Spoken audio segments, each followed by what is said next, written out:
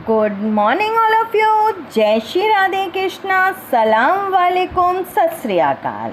मैं शताक्षी उपाध्याय अपने इस छोटे से चैनल गुरु वशिष्ठ मास्टरमाइंड क्लास में आप सभी का हार्दिक स्वागत करती हूँ। चलिए आज मैं आपको यहाँ पर बिहारी के दोहे जो कि भक्ति पाठ से लिया गया है उसके व्याख्या समझाने जा रही हूँ। आप लोग ध्यान से देखेंगे, सुनेंगे और समझ कर उसे याद करेंगे। रट्टा नहीं मारना, क्योंकि रटने वाले कभी सफल नहीं होते हैं। एक बात हमेशा याद रखना, जो रट के काम करते हैं या किसी के कहने पर, किसी के दोहराने पर वो चीज़ें दोहराते हैं और अपने बुद्धि का प्रयोग नहीं करते, वो जीवन में कभी भी उन्नति को प्राप्त नहीं करते हैं। किसी भी काम को करने से पहले आप अपने दिमाग का प्रयोग करें। भगवान ने आपको बुद्धि दिया, उसका इस्तेमाल करें, उसमें जंग मत लगाएं। रखी रखी चीज़ जंग खा जाती है, ऐसे ही आपकी बुद्धि भी ठस हो जाएगी। चलिए अब हम स्टार्ट करते हैं। जप माला यानी कि जप करना, जाप करना। माला, माला मतलब माला पहनना, जाप करना, माला पहनना। छापा यानी कि तिलक के छापे लगाना। वहाय आडंबरों को दिखाना। कवि का कहने का मतलब ये है कि दुनिया वालों को दिखाने के लिए, संसार को झूठा रूप लेकर दिखाने के लिए, अपनी भक्ति कराने के लिए, जैसे आजकल के साधु संत पाखंडी ये करते हैं ना। अब बाबा आशाराम बापू थे, क्या हुआ, जेल हो गई। इस टाइप के बहुत से हैं जो कि दिखावा करते हैं। अब मैं औरों के नाम लूँगी तो मेरे ऊपर ही लाठी चार्ज हो जाएगा, तो वो मैं काम नहीं करूँगी। फालतू में मेरा चैनल बंद हो जाए तो फ़ायदा क्या है। तो इसलिए मतलब कहने का मतलब जितने भी ढोंगी पाखंडी हैं उनके लिए ये बात कही गई है कि वो जाप करें, दिखावे के लिए आडंबर रचें। आडंबर मतलब दिखावा करना, झूठा दिखावा करना। तो जाप करें या माला पहन लें या तिलक, लंबे लंबे तिलक लगा लें और छापे लगा लें। तिलक के जो छापे हैं ना, मतलब तिलक लगाना, छापे लगा लेते हैं, वो लगा लें। इन सब से एक भी कामना सफल नहीं होती है, यानी कि कोई भी काम सिद्ध नहीं हो सकता। ऐसा करने से कोई भगवान की प्राप्ति थोड़ी हो जाएगी। आप भी जनता को कितने समय तक मूर्ख बना सकते हो। मोस्टली महिलाओं को ही बेवकूफ़ बनाया जा सकता है। आपने देखा होगा जितनी भी भागवत वगैरह होती है वहाँ पर महिलाएं भाग भाग कर जाती हैं, क्योंकि सब जानते हैं महिलाओं को मूर्ख बनाना बहुत आसान होता है, क्योंकि वो बेचारी बहुत सीधी होती है, वो सबकी बातों में आ जाती हैं। तभी तो उनको मातृभूमि यानी कि माता, भूमि से भी बड़ी माता क्यों कहा गया है, क्योंकि वो होती ही बहुत सीधी है, इसलिए उसको सबसे बड़े की उपाधि दी गई है। तो इन सब कहने का मतलब ये है कि आडंबर, बहाय आडंबर करना, दिखावा करने के लिए जाप करना, माला पहन लेना और शरीर पर लंबे लंबे तिलक छापे लगा लेना, और इन सब से कोई भी काम सफल नहीं होता है, सिद्ध नहीं होता, यानी कि आपकी मनोकामनाएं सिद्ध नहीं होती हैं। मन कांचे नाचे वृथा। यदि मन का मतलब आपके हृदय में, मन में कच्चा है, कच्चे से मतलब आपके हृदय में दृढ़ विश्वास नहीं है किसी काम के प्रति।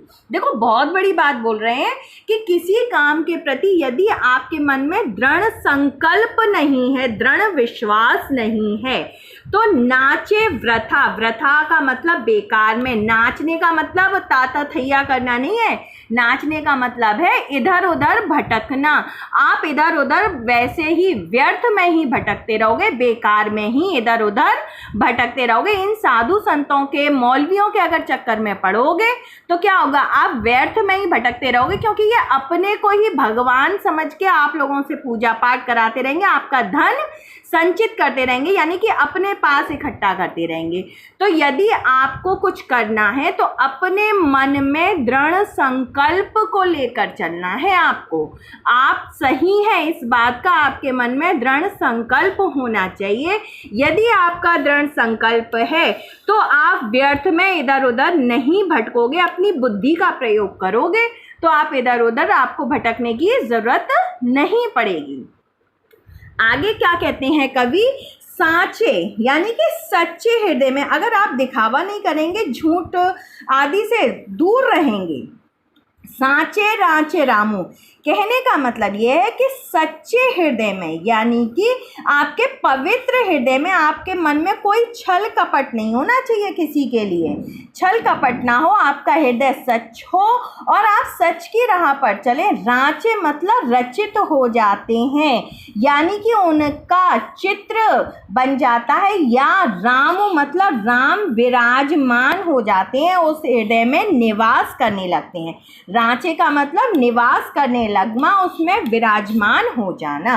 तो सच्चे हृदय में राम यानी कि ईश्वर निवास करते हैं, चाहे वो खुदा हो या आपके ईसा हो या आपके भगवान हो, कोई भी हो, अल्लाह ताला हो, कोई भी हो, आपका यहाँ पर सभी कॉमन चीज़ें हैं।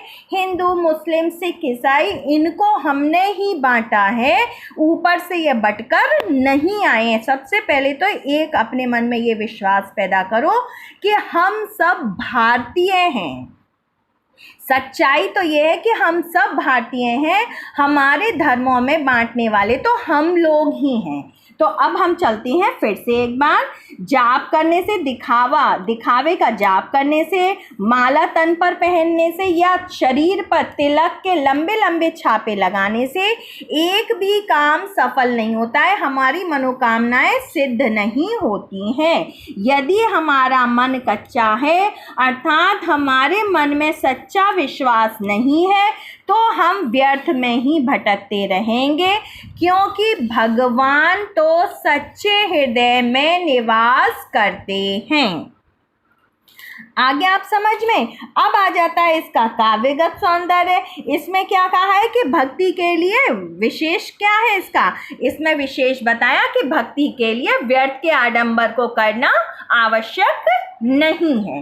अब हमारा भाषा कौन सी आ जाती है, हमें पता है बिहारी के दोहे हैं, तो भाषा ब्रज रहेगी क्योंकि उन्होंने ब्रज भाषा में ही लिखा है।